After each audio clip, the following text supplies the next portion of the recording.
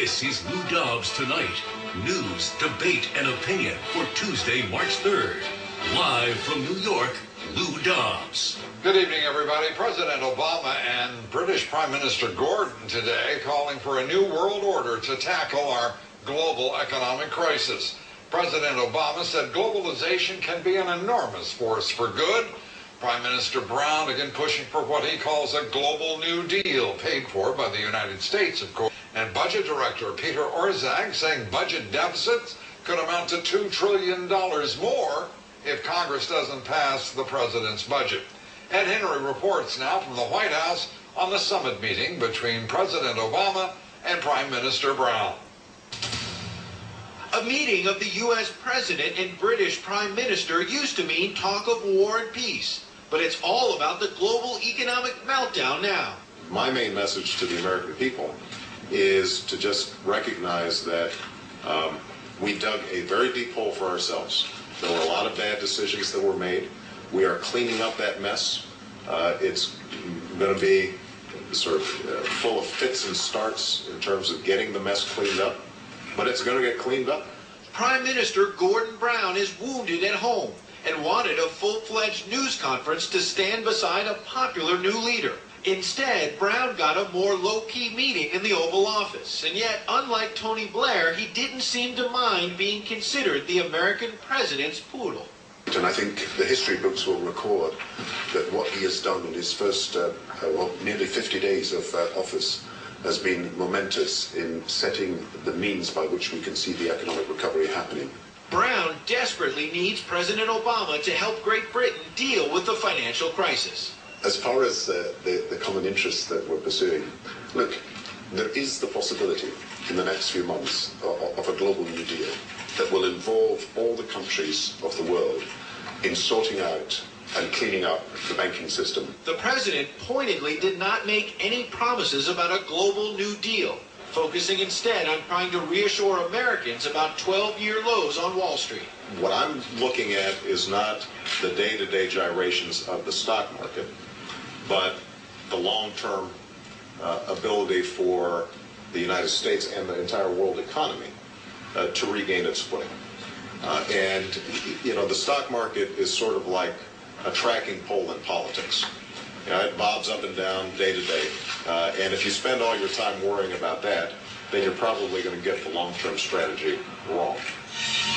Now, even as the president insisted he's not following the markets on a day-to-day basis, he did say that prices are so low right now on Wall Street that it might be a good idea for Americans to go out and buy stocks if they're in it for the long term. White House spokesman Robert Gibbs was quick to stress the president was not issuing any kind of official buy signal. Perhaps, though, he's trying to put a little confidence in those sagging markets, Lou.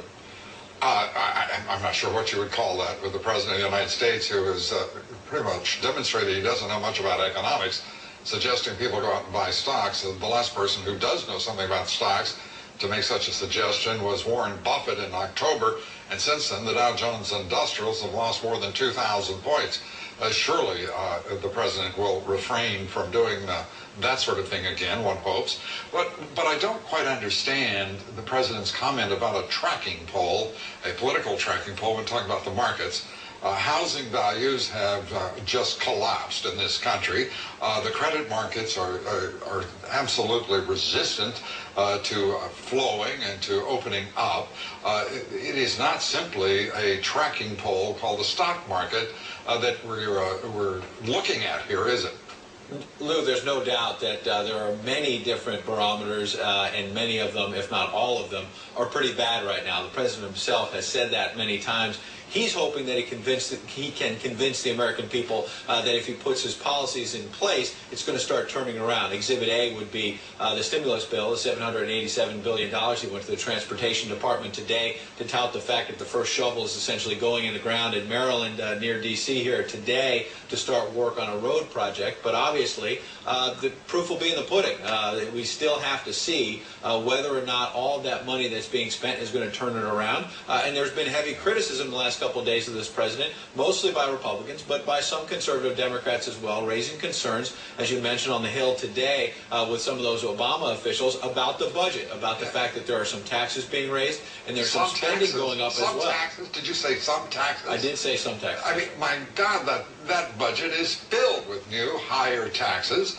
It's off-putting the degree to which Peter Orszag, the president's budget director, is saying that the world will collapse if that isn't immediately passed. The rhetoric of fear has apparently seized this administration, its imagination, as well as its public statements, to the point that only a rush, unthinking approach is acceptable. I mean, this is ridiculous. Well, they would insist that it is only a few taxes. For example, capital gains tax rates going up from 15% to 20%.